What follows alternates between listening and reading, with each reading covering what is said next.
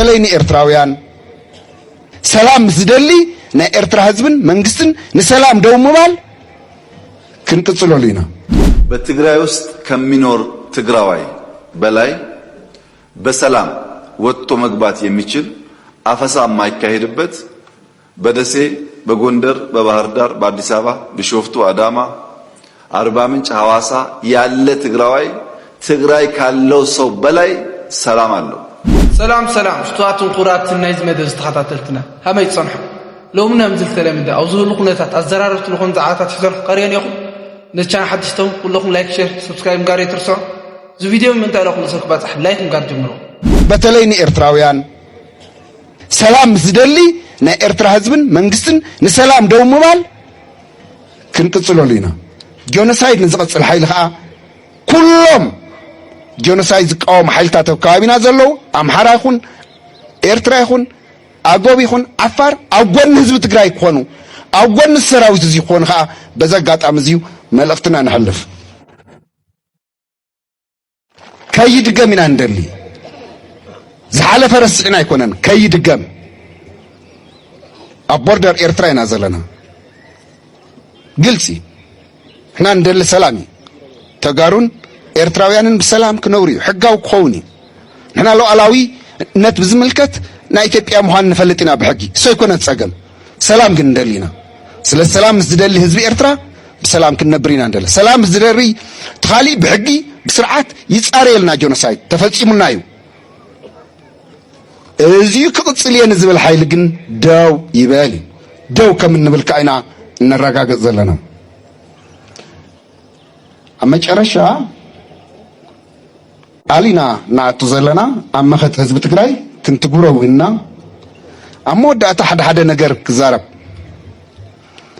بقالم حليوم أمخت حزب تግራይ መወዳእታ መስዋዕት ዝኸፈሉ ቃል ህዝብ ትግራይ ጀሚሮም ዝወዱ ብጾትና ቃል ከዓጽወ የዘረባይ በትግራይ ውስጥ ከሚኖር ትግራዋይ በላይ በሰላም ወጥቶ መግባት የሚችል አፈሳ የማይካሄድበት በደሴ በጎንደር በባህር ዳር በአዲስ አበባ ቢሾፍቱ አዳማ አርባ ምንጭ ሐዋሳ ያለ ትግራዋይ ትግራይ ካለው ሰው በላይ ሰላም አለው። ትግራይ ካለው ሰው በላይ በሰላም ወጥቶ መግባት ይችላል።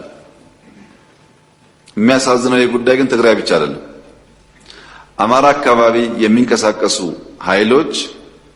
ለአማራ ህዝብ ሰላም፣ ደህንነት፣ ጥቅም እንታገላለን ብለው የሚሉ ኃይሎች በሚንቀሳቀሱባቸው አካባቢዎች ካለው የአማራ ተወላጅ ይልቅ ኦሮሚያ፣ ደቡብ፣ ሶማሊያ ያለው አማራ ሰላም አለው። እነዚህ እንታገላለን የሚሉ ኃይሎች ያሉበት አካባቢ የበለጠ ፍራቻ፣ የበለጠ ግድያ፣ የበለጠ ዘረፋና መታገዶች አሉ። ኦሮሚያ አካባቢ ለኦሮሞ እንታገላለን ብለው ትግራይ ዝመሃሮ ተመክሮ ተማሂሩሉ ዝረአዮ ካብ ዝኾነ ካልእ ህዝቢ ካብ ዝኾነ ካልእ ወገን እንታይ ከም ዘጋጠሙ አጸቢቆ ይፈልጥ ካብዚ ክወጽእ ይኽእል ኣለዎ ምስ ኤርትራ ዘባእስ ምኽንያት የብሉን ዝኾነ ይኹን መንገዲ ምስ ካልኦት ህዝብታት ናይ ኢትዮጵያ ዘባእስ ምኽንያት እውን የብሉን ስለዚ እታ መልእኽቲ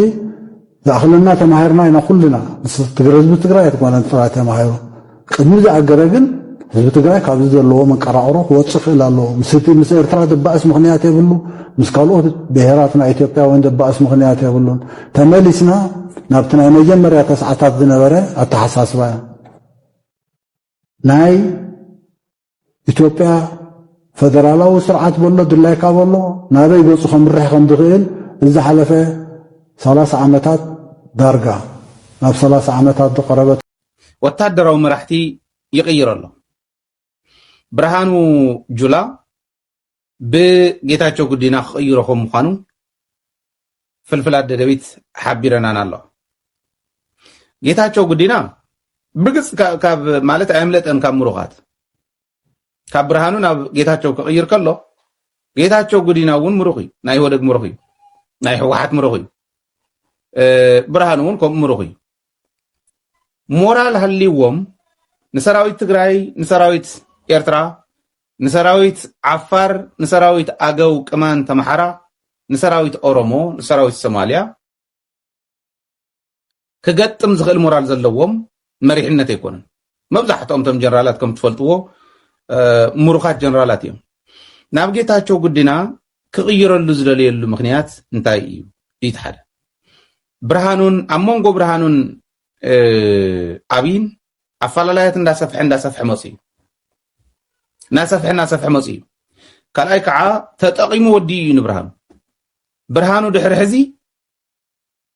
ንኣብይ against ኣብይ ኣሕመድ ዝስለፈሉ ምኽንያት የለን መድሕኑ ኣብዛ ዓለም ብህይወት ስካዕ ዘሎ ክነብረላ ዝኽእለላ ኣብይ ኣሕመድ ክቕፅል ኣለዎ ኢሉ ካብ ምስራሕ ወፃኢ ካሊእ መማረፂ የብሉ ስለዚ ቁሪ ናበኢኻ ናብ ኩድናት ኣውደይኒውኻን ዕሩቃት እንተኢልዎም እዚኦም ዳኣ ትሑዛት እንድዮም እዩ ትሑዝ እዩ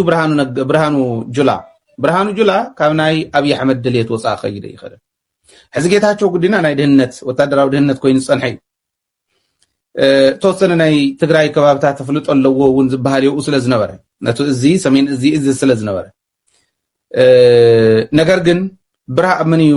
ጌታቸው ጉዲና ምስ ናይ ትግራይ ሓይልታት ረኽቢ ክህልዎ ክእል እዩ ዝብል እምነት ስለ ዘሎ ኣቕሪቡ ማኖ ንምንካእ እያ ኢለ የዛም ኣቕሪቡ ማኖ ስለ ዝደለየ እውን ኢለ የዛምን ካልኣይ ከዓ ናይ ብርሃኑ ጁላ ውድቀት እውን እኒሄ ማለት ሞራል የብሉን ክእለት የብሉን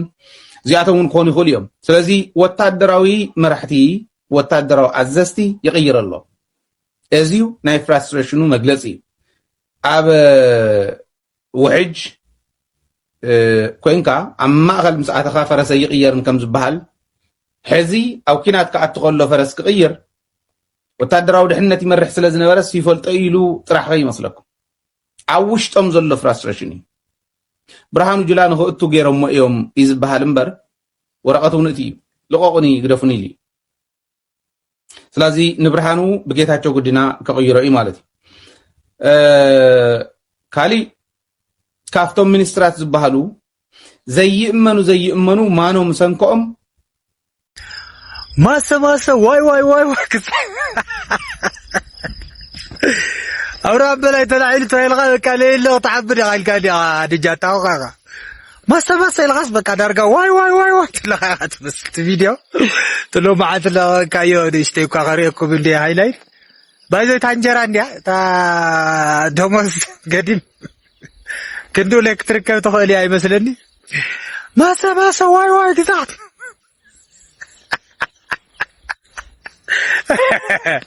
طلع لي مسلني أورام بلاي كافتو لنورو لا بخالي أمباسادر ديو قزعتو غيرو خدي مسلني خز دجات قعا بقى بتعم تسمعوني تناديدو صريحوني فيديو واي لرقا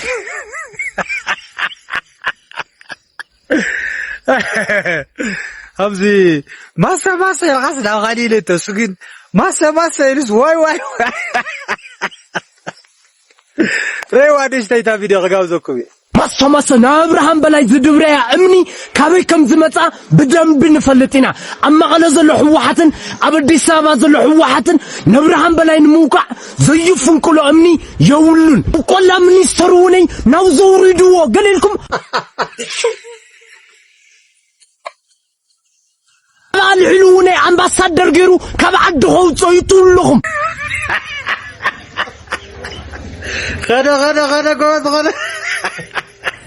هزون أبدي سابا خوفيلكم نابراهام بلاي سرح كتناوسو كتودعوا نعمهم توعلو نفلتكم منا شنكم يلا ننمانيهم نفلتكم منا ان شاتر ماتر تمطوا نجر يولكمن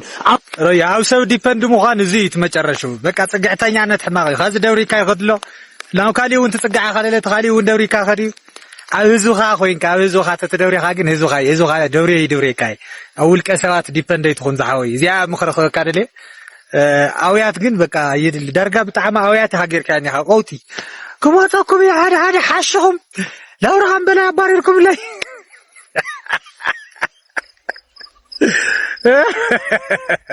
شمباركس فتوات قرات تخطاتلتنا لو معلات الحرمين بديتات ديات مسنيرم تموتكم لا تفان قبر تسمعكم حصاري تتهليون أمدكم من عم نطعم سكاطال الفيديو كان ببلغ سنة ثانية تخمركم